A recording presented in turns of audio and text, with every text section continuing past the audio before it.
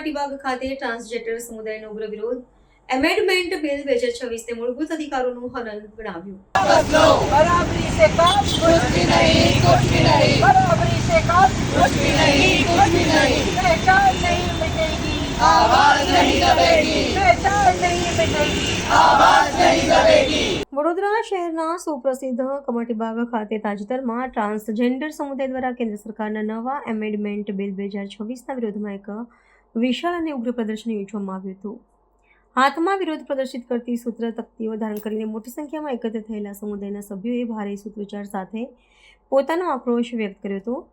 પ્રદર્શનકારીઓએ ગંભીર આક્ષેપ કર્યો છે કે સરકાર દ્વારા રજૂ કરવામાં આવેલા નવો કાયદો તેમના બંધારણીય મૂળભૂત અધિકારો અને માનવીય ગરિમાનું સીધું હનન કરે છે। આ વિરોધનું મુખ્ય કારણ નવા બિલમાં લિંગ ઓળખ પ્રમાણપત્ર મેળવવા માટે ફરજિયાત બનાવવામાં આવેલી તબીબી સમિતિની રચના છે। આંદોલનકારીઓએ સ્પષ્ટતા કરી હતી કે દેશની સર્વોચ્ચ અદાલત વર્ષ 2014માં આપેલા ઐતિહાસિક ચુકાદા અન્વયે તેમને પોતાની લિંગ ઓળખ જાતે જ નિર્ધારિત કરવાનો સંપૂર્ણ અધિકાર પ્રદાન કર્યો હતો, પરંતુ આ નવા કાયદાકીય સુધારા મુજબ હવે તબીબી સમિતિ જે વાતનો અંતિમ નિર્ણય કરશે કે વ્યક્તિ ટ્રાન્સજેન્ડર છે કે નહીં।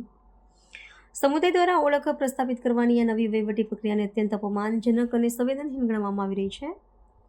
નવા કાયદાની જોગવાઈઓ અંગે તીવ્ર અસંતોષ વ્યક્ત કરતા સમુદાયના આગેવાનોએ જણાવ્યું હતું કે સરકાર તેમની વાસ્તવિક અને પાયાની જરૂરિયાતો પ્રત્યે ઉદાસીન વલણ દાખવી રહી છે। શિક્ષણ અને રોજગારીના ક્ષેત્રમાં સત્તાવાર અનામત જેવા અત્યંત આવશ્યક મુદ્દાઓ પર ધ્યાન કેન્દ્રિત કરવાને બદલે સત્તાધીશો માત્ર બિનજરૂરી કાયદાકીય અડચણો ઊભી કરીને તેમની મુશ્કેલીઓમાં વધારો કરી રહ્યા છે।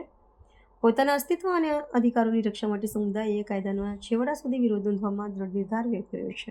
ये ट्रांसजेंडर बिल 2026 अमेंडमेंट बिल सरकार पारित करना चाहती है और इस बिल में ये कहना चाहते हैं कि जो भारतीय संस्कृति परंपराओं से जुड़े हुए किन्नर्स हैं या कोई भी राज्य में जिनको जो बोला जाता है उन्हीं लोगों को गवर्नमेंट थर्ड जेंडर और ट्रांसजेंडर के रूप में मानेगी।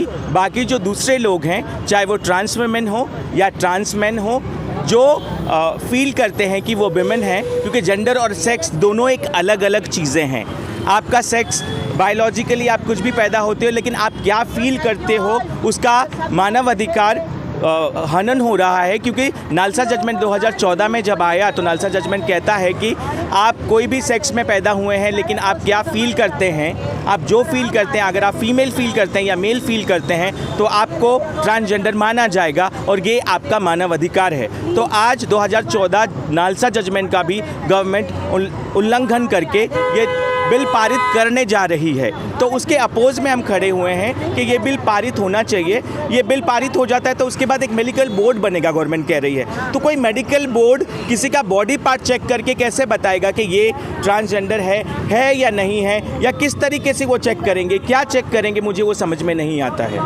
क्योंकि मैं क्या फील करती हूँ वो मेरा अधिकार है, मेरे राइट्स हैं, मानव अधिकार है, उसका उल्लंघन हो रहा है यहाँ पर। और ये गवर्नमेंट क्यों बात नहीं करती है कि ट्रांसजेंडरों को जॉब मिले, ट्रांसजेंडरों को हेल्थ के बारे में बात की जाए, दूसरे सेक्टर्स में बात की जाए, शिक्षा के बारे में बात की जाए, और हमको मानवाधिकार से ही हटाया जा रहा है, हमारे अधिकारों को ही तोड़ा जा रहा है। आप 2014 के बाद देखिए भारत में जब नालसा जजमेंट आया उसके बाद कितने ट्रांसजेंडर्स डॉक्टर बने, कितने ट्रांसजेंडर्स IAS कैटेगरी में आए। पुलिस डिपार्टमेंट में छत्तीसगढ़ में, आंध्र प्रदेश में काफ़ी जगहों पे वो काम कर रहे हैं। काफ़ी इतनी एमिनेंस कंपनियां उन्होंने इन्वेस्ट किया इंडिया में, और एमिनेंस कंपनियों में भी हमारे ट्रांसजेंडर लोग काम कर रहे हैं। आज उनको जॉब से निकाल दिया जाएगा, कल भी उनको जॉब से निकाल दिया जाएगा। तो आप हमको जॉब से निकाल दे के एक किन्नर परंपरा के साथ जुड़कर वही हमको करना चाहिए।